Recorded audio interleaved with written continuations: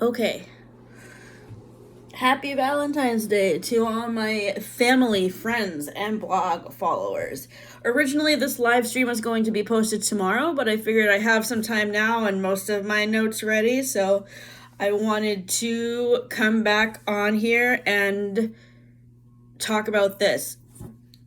The first part of this is going to be talking about Broadway love songs. I have Mickey Joe's Theater's video about worst Broadway love song lyrics queued up, and I am going to interject with my comments on the songs from the shows I have seen, and then we're going to move into part 2 of Glee doing a good and bad job tackling serious issues, because we talked about a few of them in the last Glee rant video that I did, but there were several that we didn't get the chance to discuss, so we are going to talk a little bit more about those. Okay, let's begin. Welcome back to my kingdom of stagey isolation. If you're seeing my face for the first time, my name is Mickey Joe and I'm obsessed with all things theatre. And this is my stagey YouTube channel. Today, I am going to be celebrating Valentine's in a very special, very stagey way. One video that people keep asking for a part 2 from is a video I made a few months ago where I talked about some of my least favourite lyrics from Broadway musicals. It was controversial. We were fighting in the comments section, but we had a nice time doing it. So today, for Valentine's Day, in the spirit of love and affection, I am going to be telling you which lyrics from Broadway love songs I hate. It's no shade to the composers, but these are probably the worst lyrics in theatre. As I was going through these, every single Broadway love song I thought of, I could think of a lyric I didn't like about it. And I think what this is I don't really like love songs that much. Stay with me, don't leave me. I have abandonment issues. Fun fact, I was actually a lyricist on a new musical years ago when I was in sixth form, and the hardest thing for me to write was this wedding love song that we spent months trying to get right, that we never really got right, if I'm being honest. It was just so saccharine and just full of empty metaphor, and Okay, I'm gonna pause this just to talk about the first musical that he talks about. The first song he's gonna talk about is Suddenly Seymour from Little Shop of Horrors. I will chime in once I will chime in with my comments on the lyrics in a few minutes, but I just wanted to say that Little Shop is one of my favorite musicals of all time, and Seymour and Audrey are one of my favorite Broadway couples of all time. My dream role in Little Shop is Ronette. I do take issue with a lot of these love song lyrics. You're going to find out why. Buckle up, this is about to get stagey. First up, iconic Broadway love song, a song I love very much and have so many times. We are talking about Suddenly Seymour. Little Shop of Horrors, beautiful moment, iconic. While I was thinking about this, I was thinking about what a clever lyric Suddenly Seymour is standing beside you is. Like, I think we've just gotten so used to the song being Suddenly Seymour, and I'm like, oh yeah, it's such a staple. Glee have done it. Everyone's sung Suddenly Seymour at some point in their life. We've actually forgotten what a clever lyric Suddenly Seymour is standing beside you is. It's such a beautiful, quirky little piece of writing. But the bit I hate about this, it's one thing when he tells her to take off all of her makeup because he doesn't care about that, and I'm like, she can wear makeup if she wants to. But I can get past that because that's him being like, I don't care if you wear makeup. I love you for you. The bit I take issue with is right at the end when she's doing her fierce belting and she sings Suddenly Seymour, and he echoes her, Suddenly Seymour, and she sings, he purified me. And it's one thing for her to think that, but when he echoes back, he purified you, like he's agreeing, he's like, yes, I purified you by offering you this Kleenex. By deciding to confess my love for you, I have purified you from the horrible, dirty tramp you were before. I'm not cool with that. Are we cool with that? I don't think we're cool with that. Okay, so I agree with what he said about that lyric. That is probably my least favorite lyric in Suddenly Seymour as well, because as he just said, it makes Seymour sound like he wants to purify her negativity. And I guess if Audrey hadn't decided to be fed to Audrey too, they would have, or If the ending of Little Shop of Horrors had been different and Audrey and Seymour had ended up together, I would have loved to see that happen, but that's not how it ended. Moving on, I have no time and so many lyrics I hate. Okay, the next two are dedicated to sopranos who need to shut up. I can explain before I get hate for this. Heart Full of Love from Les Mis. Like, we all resent this song on some level, I think. And at least until Eponine comes in. When Eponine comes in, we're like, now this is fine. But when it's just Marius and Cassette, it's, it's just dull. I don't think I've ever met anyone who realistically roots for their relationship. And it's not Cassette's fault that she's a whiny, uninteresting girl, She can't help that. But it's all these lyrics at the beginning where he's just like saying fairly standard romantic things trying to show his affection, and she's just weirdly shooting them all down. He goes, Cosette, I don't know what to say. She goes, then make no sound. Whatevs, don't mean anything to me, like she's doing weird Tinder banter. He follows up with, I am lost, which, fairly romantic thing to say. She's like, I'm found.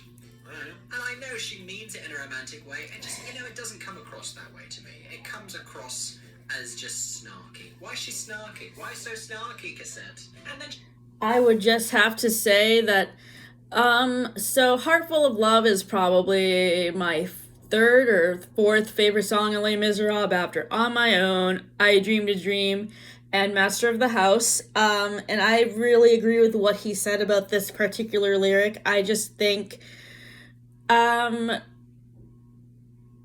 Cosette comes across as very rude to how Marius is professing his love to her, and I just think she's being rude. Again, he says at the end, do I dream? She goes, I'm awake. Let the man be romantic, Cassette. God. The next one is very similar. It's so similar, in fact, that they again do that. I don't even know what you're called, and I love you, because they're ridiculous like that. My conclusion from all of this is that heterosexual people need to calm down. You've known each other a day. Not even a day. You've known each other hours. Minutes. So this song is Kiss Me from Sweeney Todd. They cut it from the movie. Thank God. He says he'll marry me Monday. What did I do? I'd rather die. That one. And then in the first verse, she thinks she hears a noise. And Anthony's trying to tell her he has a plan, and she's like, I think I heard a noise. And he's like, I have a plan. And she's like, was that a noise? He's like, a plan. And she's like, he's in court today. Why did I hear a noise? And Anthony's like, a plan. I have a plan. And he has to say it like at least 6 times before the woman will listen to him. And she's like, a noise. I heard a noise. And I get that she has major PTSD at this point, but she's just not listening because she's too busy singing in a very shrill, high voice. And then he's like, kiss. Okay, so I saw Sweeney Todd at Actor Singers back in November, and I thought of his comments on these lyrics the whole time I was listening to that song. And I would have to say I wholeheartedly agree with what he said. I just think this song is basically a one-sided conversation between Anthony and Joanna is not really actively listening to what he is saying because she's just focused on the situation that she's in and getting out of it. And yes, I definitely agree with his upcoming comment that she sees Anthony as a way out and really isn't romantically in love with her.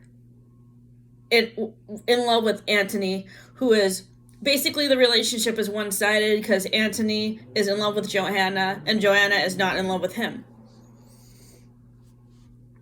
And that finally gets through to him. She's like, oh, okay, what a shame we don't have more time together because I'm killing myself at the weekend. And then in the next verse, he's like, let's leave tonight. And she's like, I think I had a gate. And he's like, tonight. And she's like, it was the gate. And then he's literally like, you don't have a gate. Shut up. Why are you putting this? I don't even think she wants to leave with him. And the more I think about it, I don't think she really cares for him. I think she sees him as a way out. And these two actually get to the end of the song before they go, love you, even if I love you, even if I do not know your name. Now bear in mind, Anthony, when he found out her name, he sang an entire song about it. I feel you, Joanna. Slightly creepy, but it's a nice song. She finds out his name, she's like, Anthony. She's like, Anthony! She's like, whatevs, carry on. More evidence of the fact that this relationship, one-sided, okay? Doomed from the start, they're never gonna last. My next one is another Sondheim, and I do think Stephen Sondheim has written some of the best, most incredible, most artistic, most meaningful lyrics in musical theatre, This one I don't like. This is from one of his very early shows called Anyone Can Whistle, and there's a duet in this called With So Little to Be Sure Of, which has a very that she'll resent him for his career so much that they will grow distant and cold from each other. But that's not aim, and so you're together with me when the morning comes, and then she comes in and she's like, person's story goes forwards in time, the other person's story goes backwards in time, about a 5-year relationship. They meet at the middle and sing the most boring song of the show. Don't at me, you cannot disagree with this. He says things like, let's just take life 10 minutes at a time, and so you're together with me when the morning comes, and then she comes in and she's like, I'm often late for things. She makes this metaphor that doesn't really go anywhere. She says, I am not always on time. Please don't expect that from me. I may be late, but if you will just wait, I will be there eventually. But anything other than being exactly on time I can do. Basically what she's saying is, this is the only thing that's wrong with me. If you can put up with this, everything else is fine. She doesn't mention the fact that she'll resent him for his career so much that they will grow distant and cold from each other. But that's not the point. Then it gets really intense because she goes from that nothing of a proposal acceptance to then, I want to be your wife, I want to bear your child, I want to die, knowing I've had a long, full life. Really intense for a proposal in a park. Calm it down, Kathy. Calm it right down. Next one, last one. So the song he just talked about is from the Jason Robert Brown musical, The Last 5 Years, which, as he said, is a song cycle about a relationship that is going to end. One part of it is at the beginning of a relationship, one part is set at the end, and they meet in the middle. And I would have to agree, again, with his thoughts on this song. I think it is the most boring, most slow song of the whole entire musical. I saw this musical in 2018 or 2017 or 2018 at the Amato Center. It was one of the Riverbend Youth Company alumni shows that my friend Helen St. Cyr music directed. And I love all of the songs in the last 5 years except for the next 10 minutes. The world. So when they revived Miss Saigon in London, I love this production. I saw it like 5 times at the Prince Edward Theatre. They did change a lot of the lyrics that I only realised afterwards when I went back and listened to the original cast recording some more. The original lyric is, on the other side of the earth, there's a place where life still has worth. He's a GI, she's a Vietnamese prostitute. Tale as old as time. That's a good song. But in the revival, he sings to her, on the other side of the earth, there's a place your life will have worth. Like, as opposed to the worthless life you're living right now. And we get it, he's found her in a low-rent Vietnamese prostitute bar in the middle of a war. Obviously she's not doing great, but do you have to point it out in such uncertain terms? Next, All I Ask of You, Phantom of the Opera. So, the song that he was talking about was Last Night of the World from Miss Saigon, and this is not one of my favorite musicals. In fact, it's probably one of my least favorite musicals. I just found that the plot dragged on forever and that it was really boring.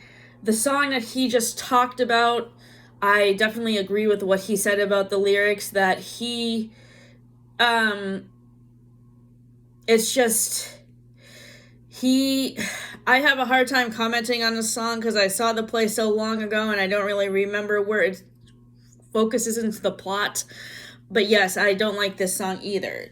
Let's see what he has to say next. Logic problem with this song, because the whole lyric is, love me, that's all I ask of you. All I ask. They're saying that's all they ask. But if you go back to the earlier verse lyrics, they're asking an awful lot more than that. Rounds like, no more talk of darkness. Forget these wide-eyed fears. Do this, then do this. And she's like, order your fine horses. All this other weird stuff. They're giving each other nothing but a long list of instructions in this song. And then they're like, love me, that's all I ask of you. After you've ordered the horses, stop talking about this, stop worrying about this. Anyway you go, let me go with you, which is weirdly codependent, by the way. I just think they haven't really thought it through. They're asking for an awful lot more than love, which you know is not unfair, but let's not be unrealistic about what we're actually saying in this moment. Cinderella, the musical, not the Disney version, the Rodgers and Hammerstein version. There is a duet in this with the actual lyrics, do I love you because you're beautiful, or are you beautiful because I love you? And I know that the idea is, this is the prince questioning, am I just in love with you because you're so beautiful, or am I imagining you to be so beautiful because I love you.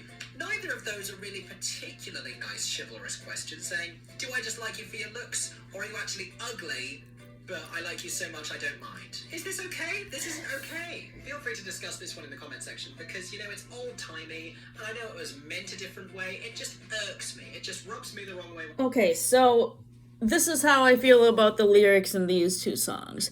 I'll talk about Cinderella first because I've actually been in this play and I grew very familiar with the song over the rehearsal period. I was in Rodgers and Hammerstein's Cinderella with the Amherst PTA in 2021, and I was in the ensemble. And during the rehearsal period, when I watched this song, I really have to agree with what Mickey Joe says about the lyrics to Do I Love You Because You're Beautiful. I know, as he said, this musical is more old-fashioned and maybe things were meant to be said a different way during the time period that this musical is supposed to be set in, but as a more modern watcher of Rodgers and Hammerstein's Cinderella, or a person who views this from a more modern lens, this lyric doesn't sit well with me because it, as he said, it can have two different interpretations, neither of which are very flattering. And then as far as All I Ask of You goes, again, this is not my favorite Andrew Lloyd Webber musical. I actually think it's quite dull and boring, but the music is really good, and that's what saves it for me. But with this song, All I Ask of You, yes, Mickey Joe does make good, valid points again that basically it's a long list of demands and saying, that's all I ask of you. Like, they're asking too much from each other, it seems. I hear this song and I actively avoid listening to it for that reason. Next, another Rodgers and Hammerstein, The Sound of Music. Maria and Captain Von Trapp sing, somewhere in my youth or childhood, I must have done something good. If you think about it, for more than 3 seconds, somewhere in my youth or childhood, those are the same. I might have had a wicked childhood. I might have had a miserable youth. That's the same thing. You're saying the same thing twice. You're just wasting time here. The Nazis are literally invading. Okay, so I would have to disagree with what he's saying about this lyric. I don't think they're saying the same thing. I have listened to this song so much. I've seen this movie so many times. I've seen the musical twice on stage, I think. And I just think he's over-analyzing this particular lyric, because to me, youth is like ages 12 to 18, and childhood is like anything younger than 10 to 10 or 11. So I just think he overanalyzed this particular lyric. At this moment, and you are wasting time saying the same thing twice. They have no sense of haste, these two. She has not enough haste, and he has too much because he has 7 children. That's far too much haste. Next, Wicked, As Long As You're Mine. A lovely, romantic, sort of sensual duet, this one. And Fierro sings this really great verse, maybe I'm brainless, maybe I'm wise, alluding to the whole scarecrowness. And then, what I think happens here is we get distracted as an audience because of how good this vocal moment is. He goes, somehow I've fallen under your spell. Nice. And somehow I'm feeling it's up that I fell. That makes no sense. He's fallen under her spell, and he's fallen up. Like, if you've fallen under her spell, that's already a good thing. You don't need to say, but I fell up. Also, can you fall up? The one time I've ever fallen up somewhere, I was falling upstairs on a bus, like I fell up the flight of stairs, and it still hurt just as much, so it's not better to fall up than to fall down. You're still falling, and he's already saying he fell under her spell, but he fell up to under. How do you fall up under a spell? Just logistically, how does that work? That's my question here. It's the metaphorical equivalent of a hat on a hat is really what this situation is. Next up, and I don't blame the musical for this because it's a... Okay, so as far as this song goes, what I always viewed the Upwards I Fell lyric to be like is him eluding and maybe giving a precursor to how Elphaba will stand up to herself, and the lyrics to Defying Gravity, where she talks about standing up for herself and like I forget the exact lyric in Defying Gravity that this could be referring to. I have to basically, I think he's trying to say to her in no uncertain terms that she shouldn't be afraid to stand up to herself against the adversity she's facing from all of the other people in the school. And if anybody can think of how I can work the lyrics of this song into my fan fiction I am writing for Shrek the Musical, I am still working, believe it or not, on my character development fan fiction for Shrek, from the Shrek play I was in over the summer. And this is the one chapter I am struggling with. My friend Anna is helping me work on song lyrics for it, but I may incorporate my own song lyrics into the chapter, but not have it be the whole chapter. So if anybody has any other tips on how I can incorporate this song lyrics into my writing, that would be good.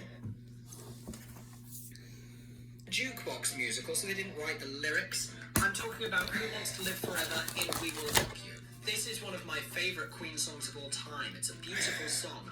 But when I was thinking about it this morning, there's one lyric that I question. You know, they've sung these beautiful, belty, epic verses, and they get into the bridge, and he sings, "Touch my tears with your lips. Touch my tears with your lips." I don't know if you've tried this at home, but another one I don't like. Oh, there's so many. Okay, so most of those other musicals that he talks about are shows I haven't seen, such as Jekyll and Hyde and Starlight Express. So we are going to skip over those, and we are going to go back and talk about Glee. Let me just find the video that I want to pull up. OxyClean presents Sneezin' Season. And your sleeve does all the dirty work. Get it clean this cold and flu season. OxyClean Laundry and Home Sanitizer kills 99.9% of germs, including the virus that causes COVID-19.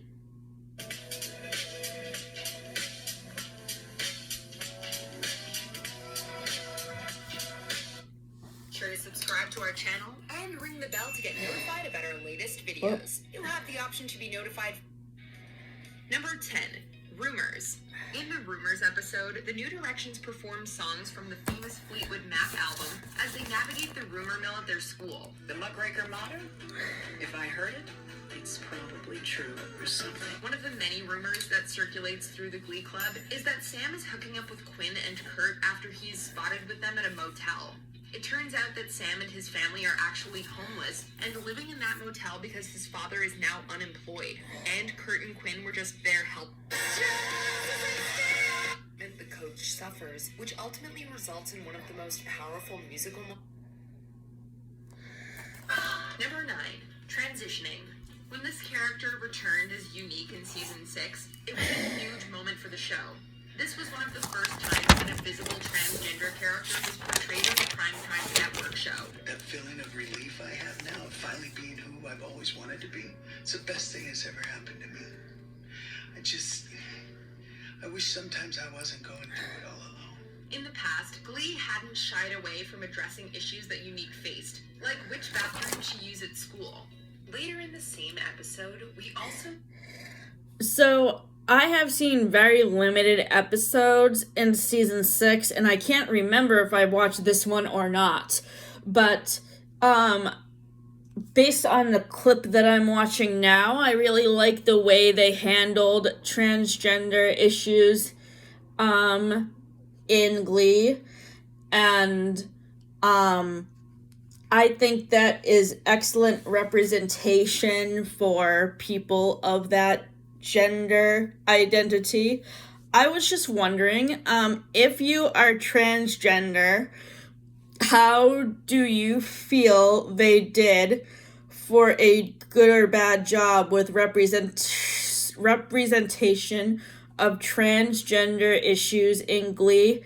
I would really love to hear back from you about that, because as much as I talk about these issues, they don't affect me directly since I'm straight. And I am an ally of the gay and transgender community, but I would like to extend my invitation to ask for opinions from my transgender friends on how they handle these issues in Glee or how poorly they might have done with it. So please leave your comments below.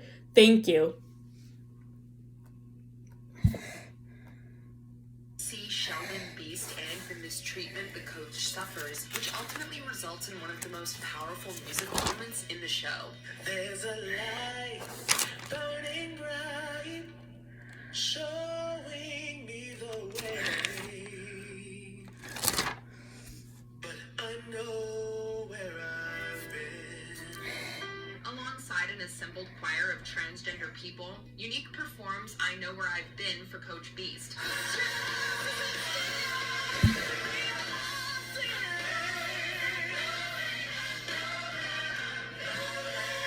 This is a song from Hairspray that's synonymous with overcoming adversity. Number 8, Wheels.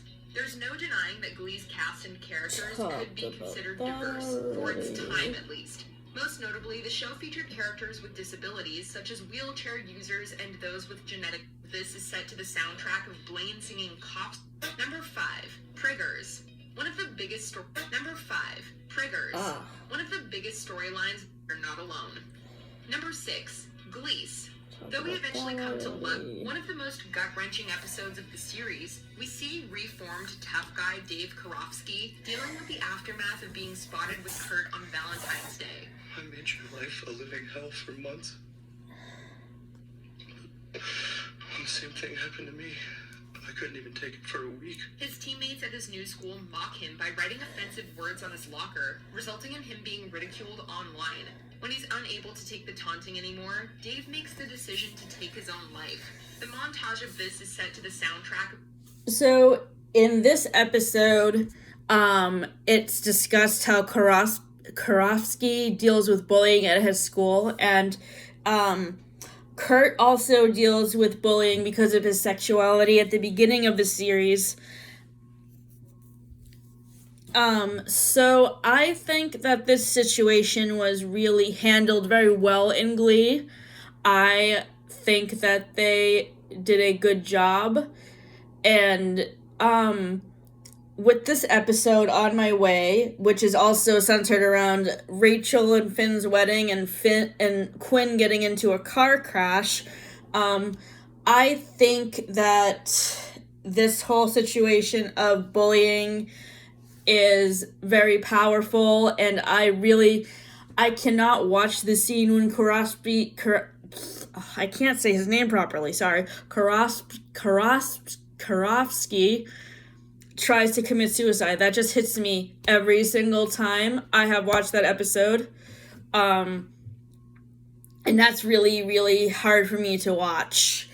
So the next issue that I wanted to talk about is treatment of Britney Spears' breakdown, which is in a different video. Let me switch over. He was the NBA's toughest coach. We're trying to lose a game until this kid. I'm your homie with an extra crummy. Give this hug right now. Showed him who's boss. Where do you get this guy? He just showed up one day on March 10th. He said, "You know what I think you are? Coward." Welcome to Ms. Mojo. And today we're counting down our picks for the top 10 times Glee messed up tackling serious issues. Look, I'm not going to pretend like I understand everything that's going on with you. For this list, we'll be looking at the musical comedy drama's worst attempts at covering weighty topics. Did we miss any of Glee's greatest blunders? Let us know in the comments. Number 10, mocking Britney's breakdown. It sadly wasn't uncommon for TV shows to mock Britney Spears in the early 2010s. But after Britney, fans assumed that Glee was on her side. Hey, Britney. Are you ready? The episode not only paid homage to several of Spears' greatest hits, but also featured the singer in a prominent cameo role. You're really hot. You're sweet. And your breath smells really good. After such a fantastic tribute, Britney 2.0 felt like a betrayal. In the episode, Britney Pierce is dismissed from the Cheerios and has a breakdown not unlike Britney's infamous public breakdown of the late 2000s. Leave me alone, Jenny! No comment! Knowing what we know Okay, so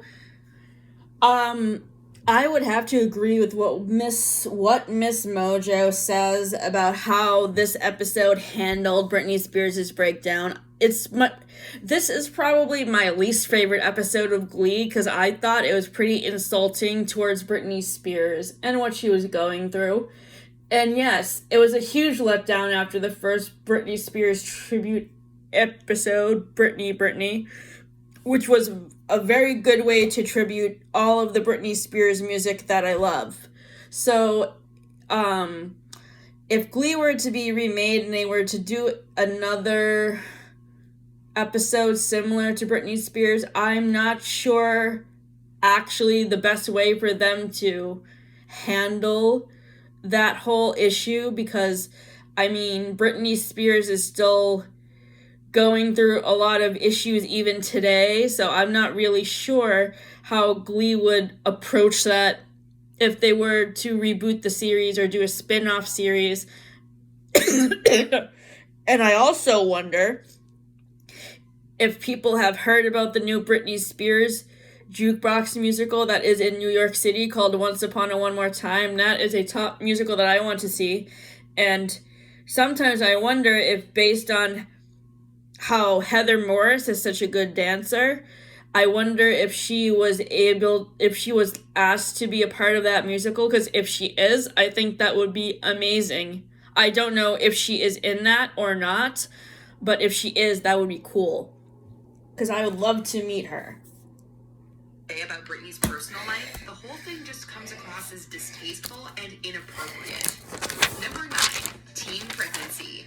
In Glee's first season, a significant amount of time is spent focusing on Quinn Fabre's pregnancy. It fuels relationship drama, familial The one who turned that classically Sandy Ryerson in because he gave Hank Saunders the...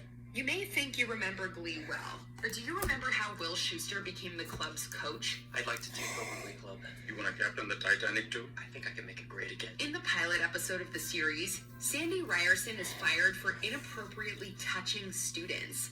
It's implied that Rachel Berry reported him out of jealousy, but it's still a pretty serious accusation that's shown to have some weight to it. And just so we're clear, I want to clear up that...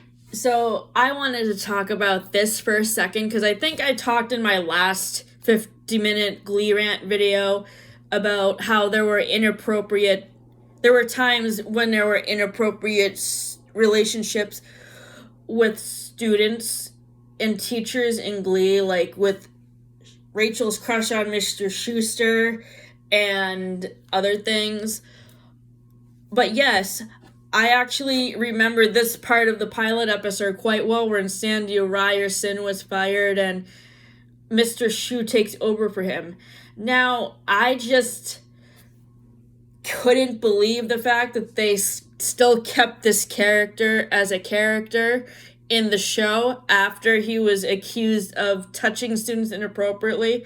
I think they should have just fired him and not kept him on as a character in a show, because he ends up being in Will's a cappella choir. He ends up getting hired as an arts administrator, and he ends up selling kids drugs. Like, those would be huge red flags. Like, the touching the students inappropriately and the selling the drugs to students off campus. Like, I just think that that Principal Figgins didn't have the best hiring practices at all, because when it came to hiring people, he should have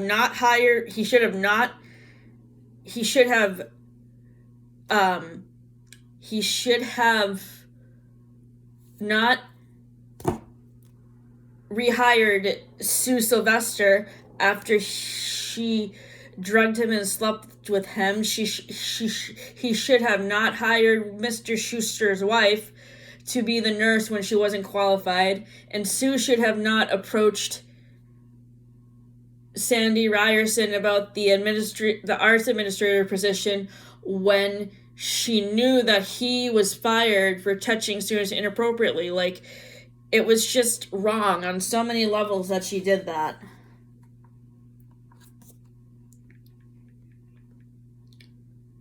Hateful rumor that I was the one who turned that classic to Sandy Ryerson in because he gave Hank Saunders the solo I deserved. In spite of this, Sandy is not a one-off character. He later becomes a part of Will's a cappella group, sells drugs to kids off campus, and even gets rehired by the school as an arts administrator. I want to offer you the school's arts administrator position. It doesn't matter that I'm hearing this right now. Bye. I don't know. But even she faces unchallenged biphobia. In New York, Santana begins dating a girl named Danny and expresses that she's happy she doesn't have to compete with men with her like she did with Brittany. Any chance of you guys getting back together? I love her, but that's over. I mean, it's probably for the best. I think you need a 100% sapphic goddess. Number 2, writer's mistreatment. The New Directions have had some pretty abysmal reactions to... We are farmers.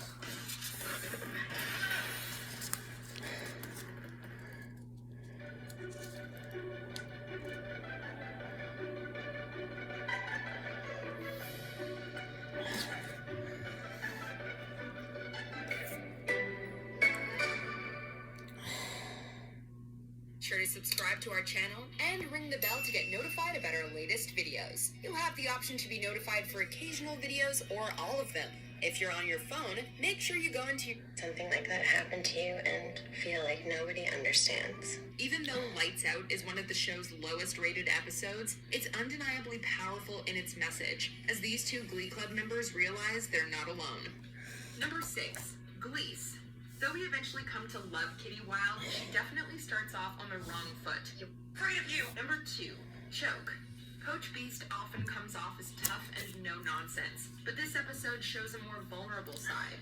After some of the Glee girls make fun of Beast's black eye by suggesting Cooter did it, Coach Roz Washington steps in and tries to teach the girls about the severity of their joke. Let me tell you something. I'm Coach Roz Washington. I'm an Olympic champion and I do not circle fools. Especially fools who think domestic violence is funny. In response, they sing Cell Block Tango, and it's during this performance that it's revealed to the audience that Beast is in fact in an abusive relationship. The football coach later confides in Sue and Roz, and then So this was one of the most powerful episodes in the earlier seasons of Glee, I think, because as they just said, as Miss Mojo just said, it showed Coach Beast in a vulnerable light, and I really liked how it touched on self-love and how she loves herself first and decides to leave Cooter Mankins because of the abuse. This is another one of those episodes that made me cry. I didn't actually cry, but I almost did. So yes, I would definitely say this was one of the more powerful episodes that Glee ever did. actually lies to everyone about leaving Cooter. But nobody tells you what you're supposed to do when something like this happens. I was shocked. I was ashamed. So I made excuses for myself to make it okay. Thankfully, Beast does eventually leave him, after some self-discovery about the coach's own self-worth. Who's gonna love you now? Me. Before we unveil our number 1 pick, here are some honorable mentions. All or Nothing. Writer Lynn discovers that Unique Adams has been catfishing him, even though Marley Rose initially took the fall. I didn't do it to hurt you. I really don't want to lose what we have.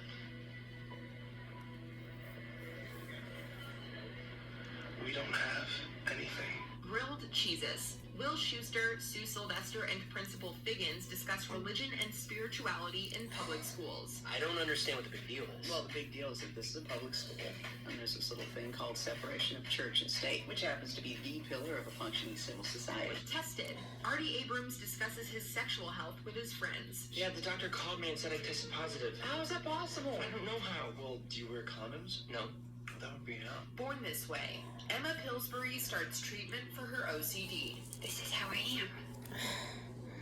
This is who I'm supposed to be. Your illness is not who you're supposed to be. It's keeping you from who you're supposed to be. Before we continue, be sure to subscribe to our channel and ring the bell to get notified about our latest videos. You'll have the option to be notified for occasional videos or all of them. If you're on your phone, make sure you go into your settings and switch on notifications. Number 1, Shooting Star. After Brittany tells the group that she thinks an asteroid is going to hit, the Glee kids start thinking about how they would spend their final days. There's nothing worse than unfinished business with the one you love. And meteor or no meteor, any moment you have with those people might be your last one. Right as the kids are about to start one of their lessons, gunshots are heard, and the school swiftly goes into lockdown. With many of them trapped in the choir room, the students film farewells for their loved ones. There's a fake bottom to my desk drawer. If you look under it, it's a journal with a bunch of songs that I wrote. I've never told anyone, but I'm really proud of them. After the lockdown is lifted, the Glee Club sings about the importance of saying what they need to say, since you might never get another chance. Say what you need to say. Say what you need to say. Shooting Star is at... First, they were teammates, then friends. Okay, so I'm going to get into this part of the video in a second, but my comments on the Shooting Star episode is that I thought it was a very powerful thing, but one thing I didn't like about it was, so it's an accidental shooting, and nobody is injured or anything, but Becky Jackson, who is the cheerleader with Down syndrome, brings a gun to school because she feels unsafe. But then once we find this out, the episode just ends, and then you don't hear anything more about why she felt that way. So I would have loved maybe in a follow-up episode, or maybe if there had been a spin-off series that went into more about Becky's character, I would have appreciated what she dealt with going through being disabled. And, like, we obviously see other characters being bullied in the show, such as Kurt and Karofsky, and also,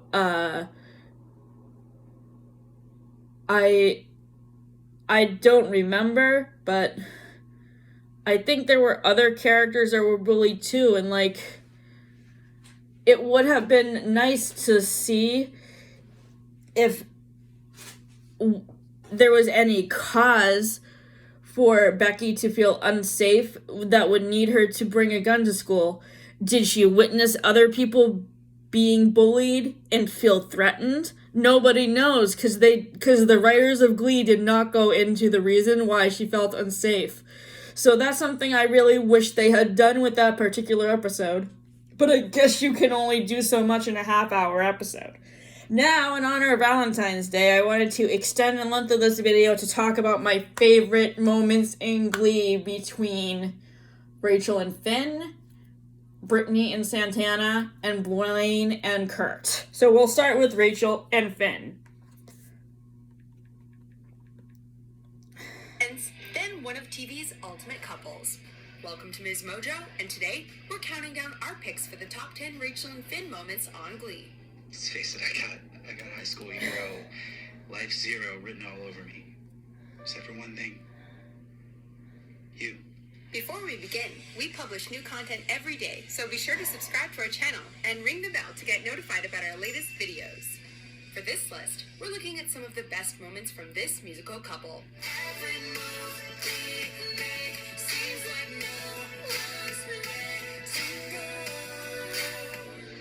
Number 10, Don't Can't Stop Believing. Just a small town girl living in a lonely world.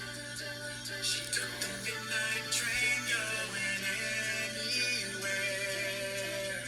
This is the song that started it all. Though it's technically not the first song they ever sang together, it was their first real performance, even if it was just for themselves.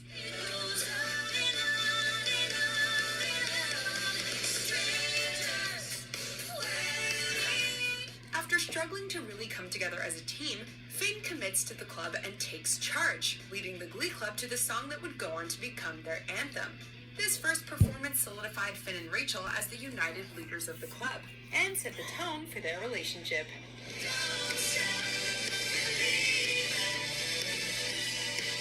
Oh, here we go.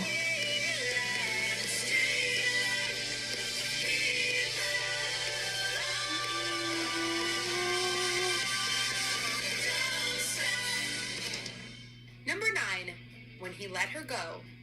After their nationals win, Finn and Rachel are on the way to their wedding. But instead, Finn takes Rachel to the train station to send her to New York. In a heart-wrenching goodbye, Finn refuses to let Rachel put off her future because of him, and tells her she has to go to New York without him while he figures out his own future. You're gonna get on that train, okay? And you're gonna go to New York, and you're gonna be a star. Without me. That's how much I love you. They agree to trust in each other and the universe and surrender. And if they're meant to end up together, they will.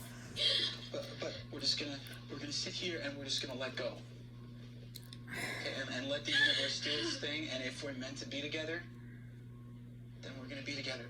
Rachel singing her goodbye to her friends and Finn running alongside the train to see her off is one of the most beautiful moments in Glee history.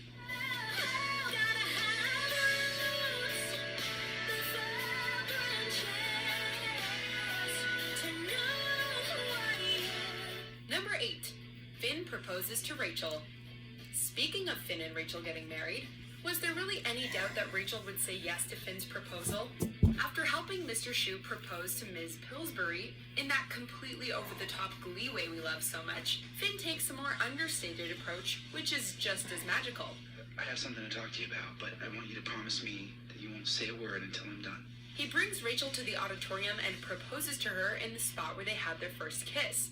You're like a beacon of light, guiding me through the darkness. You're like this big gold star, and for some bizarre reason, you chose to let me love you. The impassioned speech he gives about how everything about his future is uncertain except for Rachel is absolutely swoon-worthy. Rachel Berry, will you marry me? Number 7, The First Time. No, I'm just a girl. Here with a boy that she loves and wanting to remember this moment for the rest of her life. After starring in the New Directions production of West Side Story, Rachel feels closer than ever to her dreams. But So I wanted to talk about those 3 moments in Glee between Finn and Rachel all together, because they were probably my top 3 favorite moments, and I wish they had been ranked in the next part of the video instead of this part, because they were the moments that really solidified my faith in them as a couple.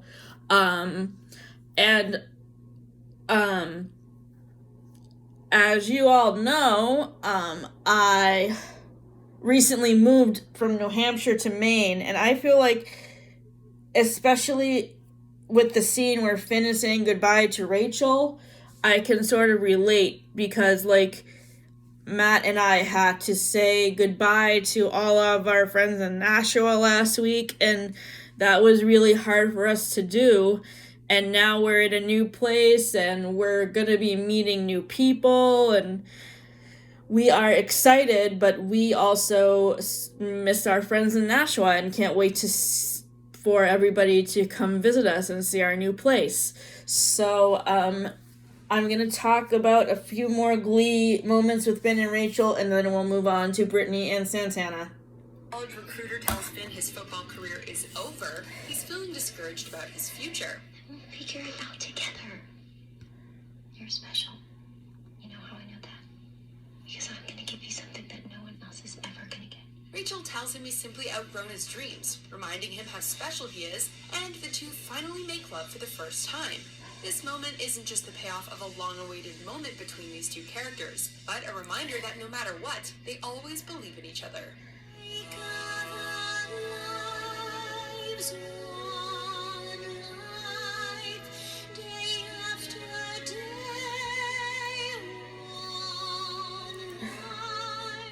Number 6, First Kiss. You know you can kiss me if you want to. I want to. Speaking of firsts, first kisses can be pretty awkward, and Rachel and Finn's first kiss is no exception. While working on their singing in the auditorium, Rachel and Finn take a break for a picnic she prepared for them. Finn tells Rachel that her singing touched his heart, and the two kiss for the first time. It was actually pretty magical until Finn suddenly needed to think about the mailman and runs off. Did I do something wrong? No, I just gotta go. Though they wouldn't actually get together until much later, this moment is an important first step in their relationship, and it was pretty hilarious. Number 5, Faithfully.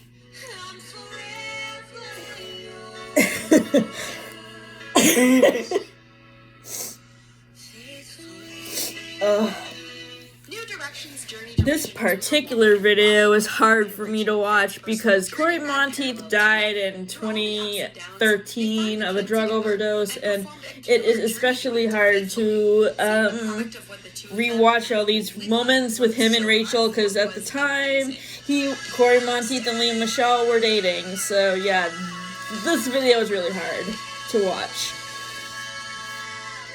Naturally, the song just so happened to be the perfect representation of what the two were feeling in their personal lives. Even more beautiful than the duet itself is what happened backstage. Just before they go out to perform, Rachel tells Finn to break a leg, and Finn says, "I love you." Break a leg? I love you. Number 4, when Finn helps Rachel with her Broadway audition. Everyone always knew Rick 3, the star. As if Finn could top the star necklace that he gave Rachel on Valentine's Day to remind her who she really is when they weren't even together.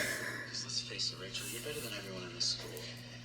You don't need me or any other guy to anchor you to Lila. You're a real star. And you need to shine. And yet, he does. For Christmas, when they're a couple again, Finn gets Rachel a real star named after himself. It's your own star. You named a star after me? No, I thought about that, but then I named it Finn Hudson. Because there's already a star named Rachel Berry. Telling her there's already a star named Rachel Berry, he wants her to know that wherever they end up, there's always a Finn Hudson watching over her. It's a sweet moment between the two of them where Finn proves just how well he knows Rachel. And after Corey Monteith's death, this scene is even more emotional. So I just wanted to make sure that whenever she feels lonely, she can look up and... I would definitely agree that this scene is more emotional now that Corey Monteith has died. I haven't seen this particular episode in a very long time, and I have a feeling if I watch it again, I will cry. And as far as Faithfully is concerned, that is definitely my favorite Rachel and Finn duet. Next one. Sky. No matter where I am, she can know that I'm looking down on her. When it's nighttime. Number 2, Pretending. Face to face and heart to heart. Teammates.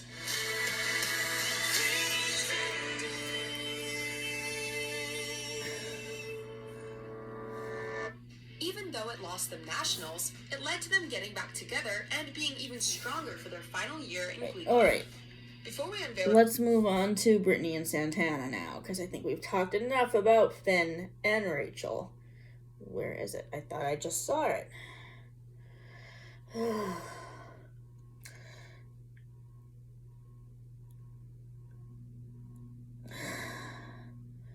Brittany and Santana. Where is it? Here we go. Not ready to go gray? Excellence Creme by L'Oreal Paris covers 100% of grays on all hair types. Hey, I'm Vegetable Man. Mascots won't get people to like vegetables. Just turn them into delicious Terra chips. They are a unicorn. Welcome to Ms. Mojo, and today we're counting down our picks for the top 10 Britannia moments on Glee. For this list, we'll be looking at the sweetest, most romantic moments between Brittany and Santana on Glee.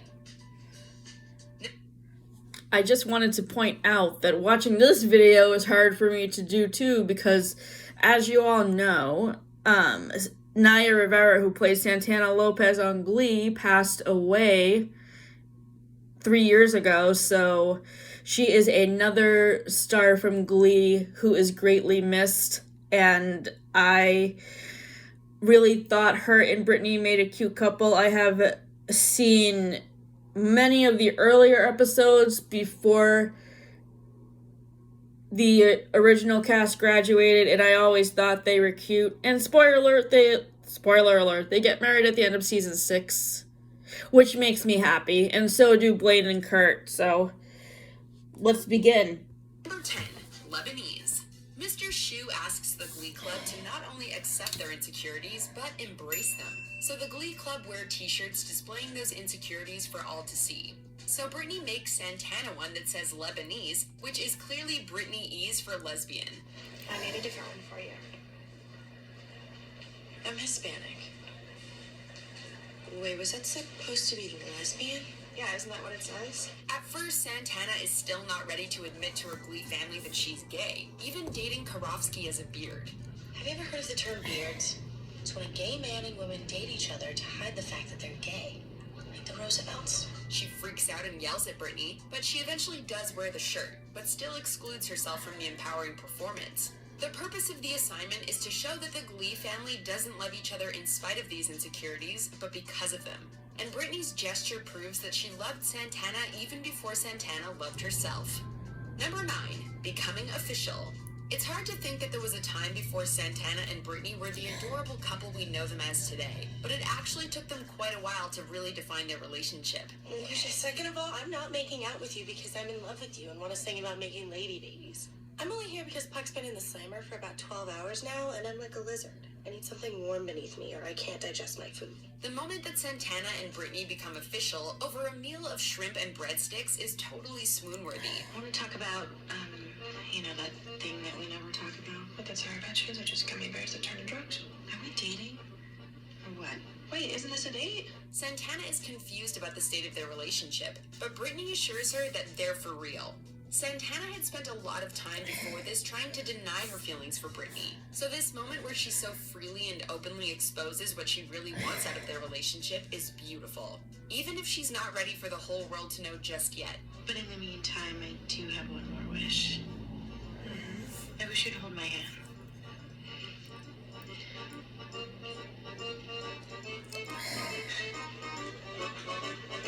Like under the napkin. Number 8, I love you. After the devastating Nationals loss in New York, everyone is feeling really low. Say, what'd we rank? We didn't.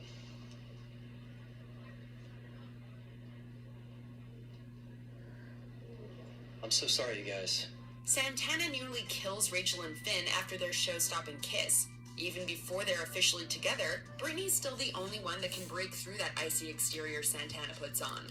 Brittany reminds her that the year wasn't about winning. It was about all of them loving and accepting each other and themselves. Well, I hated losing just as much as everyone, but this year wasn't about winning for me. Clearly, because we got our asses kicked. Yeah. Sorry. What was it about? Acceptance. And that even though they fight, they all still love each other. Though things are still up in the air for them, Brittany loves her, and that makes her believe that anything is possible. What about you and I love you, Santana. I love you more than I ever loved. So like I said with the list on Rachel and Finn, I would definitely rank these moments in the top 3, as opposed to where Miss Mojo has them ranked, which is at 10, 9, 8. I would have them listed as 1, 2, 3, followed by Landslide and Inner Unicorn. So those are my top 5 rankings of favorite Brittany and Santana moments, and then the rest of them would fall into place after. And what I really like best about this particular one with the I love you is how Brittany tells Santana that their win was more about accepting everybody for who they are, because that's what any kind of relationship should be like. People accepting each other for who they are, whether they are friends or whether they're in a dating relationship. Number 7, Louise and Loving. Brittany and Santana's breakup was devastating, but more on that later. After spending what feels like an eternity apart, Brittany decides it's time for her and Santana to get back together. Brittany lays it all on the line and tells Santana that she wants to be with her. I really want to be with you, Santana. I've seen the world, and I'm sure now more than ever that I belong with you. And I'm sure your girlfriend's great, but you can't recreate what you and I have. She brings Santana to the choir room filled with lilies and surprises her with tickets. I'm trying to find the Blaine and Kurt one now. Blaine. Here we go. At Donna's, you can get more than just amazing, delicious pizza. There's also lava cakes, bread bites, and more. What's wrong with that fan? Clean forever. Welcome to Ms. Mojo, and today we're counting down our picks for the top 10 Kurt and Blaine moments from Glee. Every morning I get to wake up next to you, I get to walk you to the subway, then walk you to class, and most days I get to have lunch with you, and even after all of that amazingness, I get to come home to you. Before we begin, we publish new content every day, so be sure to subscribe to our channel and ring the bell to get notified about our latest videos. For this list, we're looking at the most romantic and most memorable moments from this fan favorite Glee couple. But I think I'll be alright. Number 10, first meeting. Excuse me. Hi. Can I ask you a question? I'm new here. My name's Blaine. Kurt. The moment Kurt meets Blaine, he literally whisks him away on a musical adventure. With the combination of the gleeful expressions on their faces and the slow motion running down the hallway, was there really any question that they would get together eventually? But things were kinda heavy.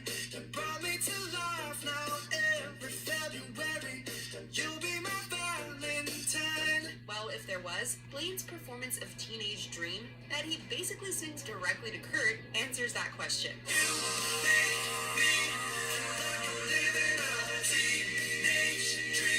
It might have taken Blaine a little longer to get there, but Kurt pretty much fell in love with him immediately. And we fell in love with Clean. Number 9, Daydream Duet. As magical as Kurt and Blaine's first meeting is, their breakup is devastating to the same measure. But even when they're apart, and Kurt is spending time with someone else, a little of that old magic is still lingering.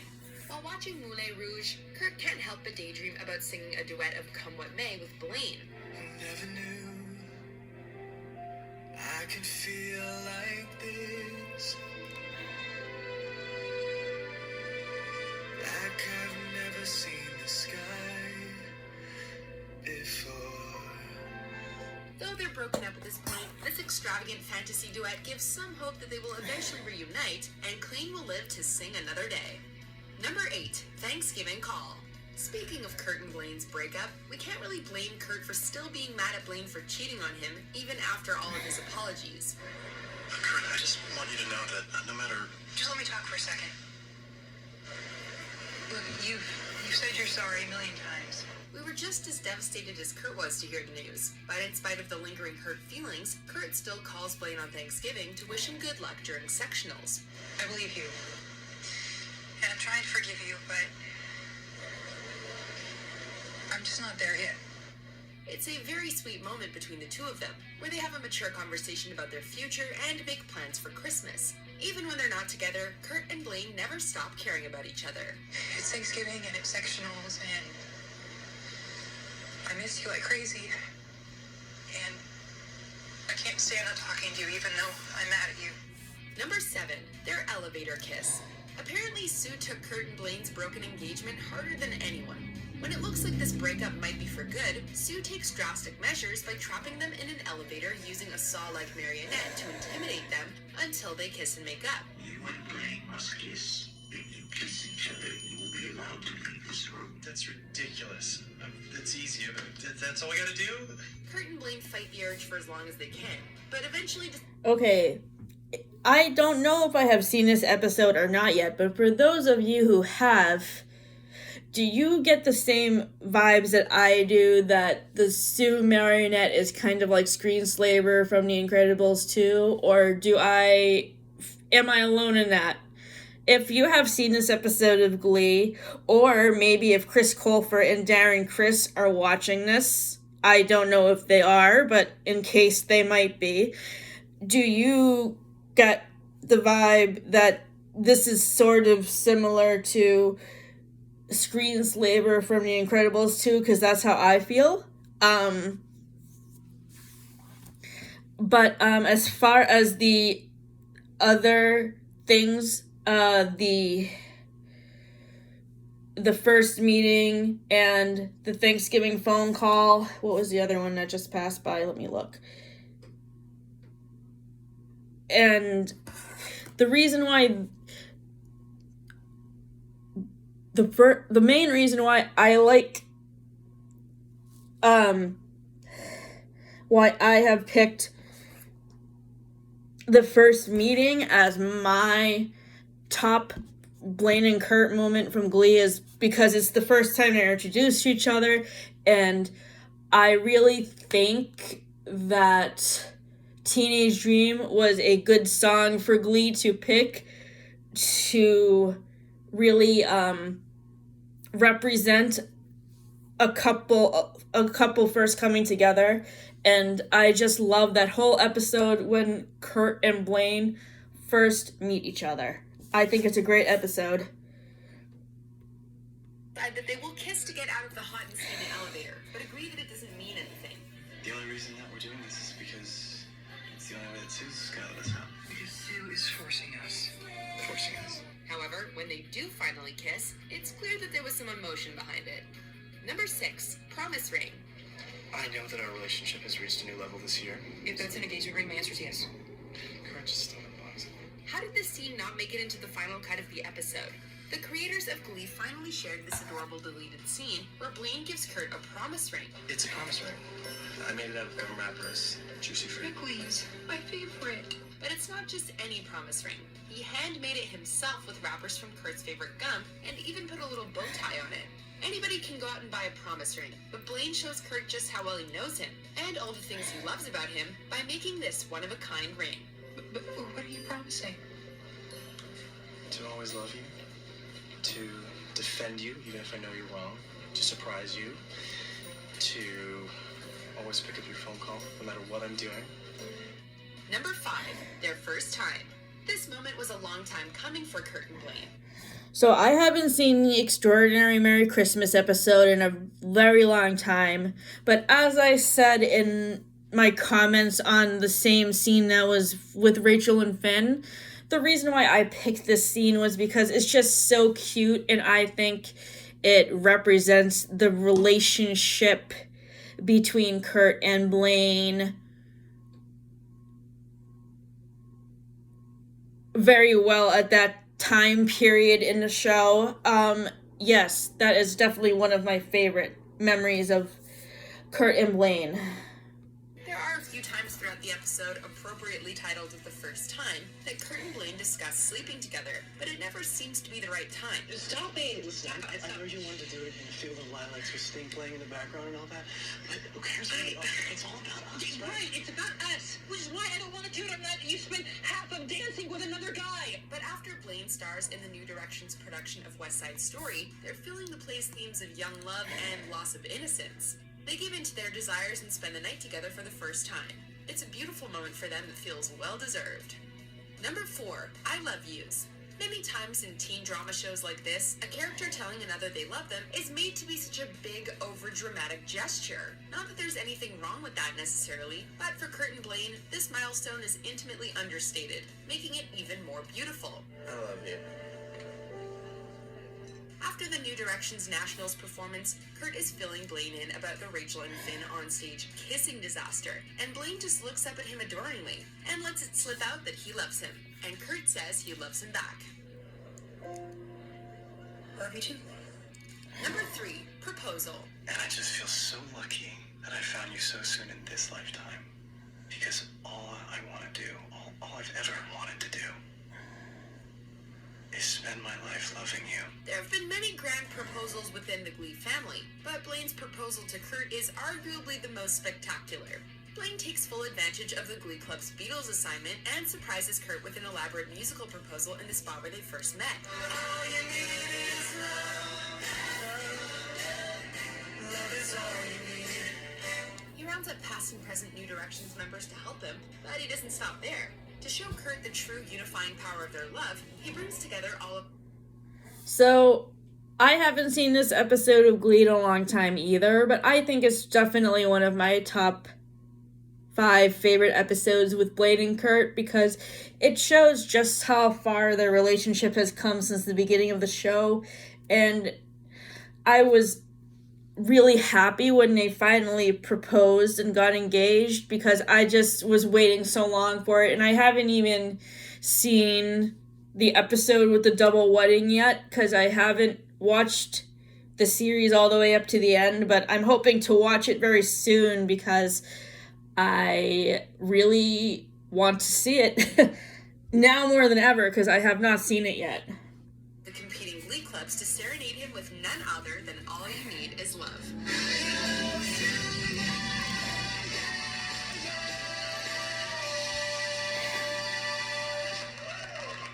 Number 2, their wedding.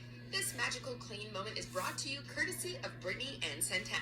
When Brittany and Santana are getting married, they decide that they only...